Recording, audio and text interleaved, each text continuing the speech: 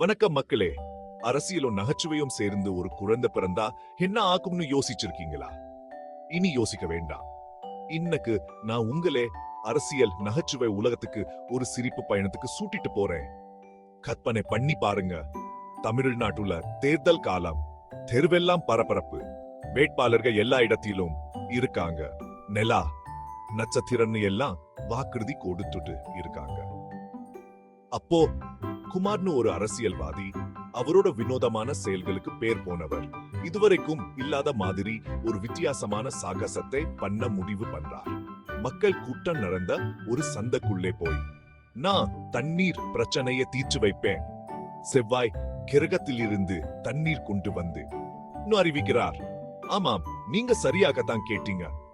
செவ்வாய் கிரகத்திலிருந்து. சூட்டம் சிரிப்பில் வெடிச்சுது. இதெல்லாம் ஒரு ஜோக்னு நினைச்சேன்.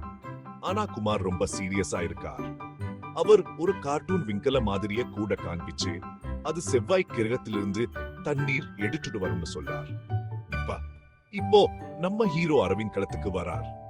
அரசியல் தவறுகளை நகைச்சுவை தங்கமா மாத்துறதுல கில்லாடி. அவர் குமாரோட செவ்வாய் பயணத்தை எடுத்துக்கிட்டு ஒரு சூப்பர் ஸ்கிட் போடுறார். குமாரோட குரலை அப்படியே மிமிக் பண்ணி, எனக்கு ஒரு பிளான் இருக்கு, செவ்வாயில இருந்து தண்ணி எடுக்க போறேன் சொல்லார். சுத்தம் கட்டி அத்திபிக்குது. அவரோட நிகழ்ச்சி வீடியோ வேலாது. ஆனா நகைச்சுவை அங்கேயே நின்னுள்ள. அரவிந்த் அரசியல்வாதிகளோட அபத்தமான வாக்குறுதிகளை தொடர்ந்து கிட்டல் பண்ணார். ஒவ்வொரு தமிழ்நாட்டு குடிமகனையும் கோடீஸ்வரனாக்கு வேணு வாக்குறுதி கொடுத்த இன்னொரு வேட்பாளரை பத்தி நக்கல் பண்றார். நான் சொன்னா ஒரு கொடி கொடுப்பேன், ஏதோ சூப்பர் சிங்கர்ல பாடி கொடுக்கிற மாதிரி சொல்லி சூட்டத்தை வயிறு குலுங்க சிரிக்க வைக்கிறார்.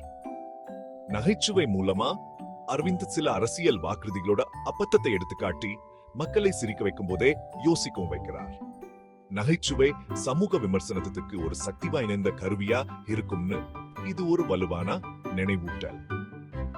அதனா அடுத்த முறை நீங்க ஒரு வித்தியாசமான அரசியல் வாக்குறுதியை கேட்கும் போது குமாரோட செவ்வாய் பயணத்தையும் அரவிந்தோட நகைச்சுவை தங்கத்தையும் நினைச்சு பாருங்க. அரசியல் சீரியஸான விஷயம்தான், ஆனா ஒரு நல்ல சிரிப்பு யாருக்கும் தீங்கு செய்யாது. இந்த அரசியல் நகைச்சுவை பயணத்துல என்னோட சேர்ந்து வந்ததுக்கு நன்றி. இது பிடிச்சிருந்தா லைக், ஷேர், சப்ஸ்கிரைப் பண்ண மறக்காதீங்க. இன்னும் அதிகமா நகைச்சுவை உள்ளடக்கத்துக்கா அடுத்த முறை சந்திப்போம். இப்போதைக்கு டாட்டா.